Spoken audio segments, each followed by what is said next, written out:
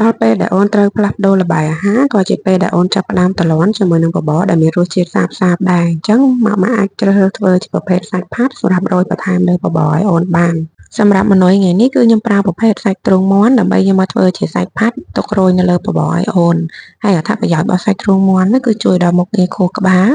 ជួយឲ្យឆ្អឹងមានសុខភាពល្អសម្បូរអាហារូបត្ថម្ភជួយឲ្យអូនមានអារម្មណ៍ល្អនិងជួយដល់សុខភាពបេះដូងនិងសាច់ដុំរឹងមាំពិសេសគឺសម្បូរទៅដោយប្រូតេអ៊ីនជួយជួសជុលកោសិកាសាច់ដុំនៅក្នុងរាងកាយមានផ្ទុកវីតាមីន B3 ដែលជួយបំផ្លាញកាបូនីដ្រាតទៅជាថាមពលមានផ្ទុកសារជាតិសេលេញ៉ូមដែលជួយកាត់បន្ថយការរលាកនិងការពារជំងឺមហារីកសម្រាប់របៀបធ្វើមុនដំបូងគឺខ្ញុំដាំទឹកឲ្យពុះហើយខ្ញុំស្ងោរសាច់ទ្រូងមាន់ឲ្យឆ្អិនបន្ទាប់មកទៀតគឺយកសាច់ទ្រូងមាន់យកមកបេះជាសរសៃៗបែបនេះយកមករំលីងភ្លើងតូចតតែវារៀងមើលទៅថារៀងស្ងួតបន្តិចហើយទើបខ្ញុំយកមកដាក់កិនដើម្បីឲ្យរៀងបានល្បាយម៉ដ្ឋជាងនឹងបន្តិចអញ្ចឹងបើសិនជាទុកជាសរសៃបែបហ្នឹងសាច់ទ្រូងមាន់របស់យើងប្រកាសជាអត់ស្ងួតល្អឯងក្រោយពីកិនឲ្យបានល្បាយរៀងម៉ដ្ឋបន្តិចហើយខ្ញុំយកសាច់របស់យើងហ្នឹងយកមករំលីងម្ដងទៀតដើម្បីឲ្យវាស្ងួត 100% អាចរក្សាទុកប្រើបានត្រង់កន្លែងនេះខ្ញុំក៏បន្ថែមជាមួយនឹងម្សៅស៊ុបដើម្បីឲ្យសាច់របស់យើងមានរសជាតិកាន់តែឆ្ងាញ់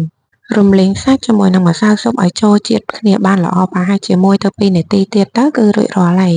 យអាចរក្សាទុកនៅក្នុងកន្លបែបនេះដាក់ក្លាសេនៅក្នុងទូទឹកកកទុកប្រើបានរយៈពេល1ខែប៉ុន្តែបើសិនជាបងអត់សូវមានពេលធ្វើខ្លួនឯងទេក៏អាចជ្រើសរើសប្រភេទសាច់ស្រាប់ដែលមានលក់នៅក្នុងផេកដែរមានសាច់ត្រីសាច់មាន់ហើយនិងសាច់ជ្រូកបើសិនជាបងចង់បានអាចឆាតចូលផេកបានណាអរគុណច្រើន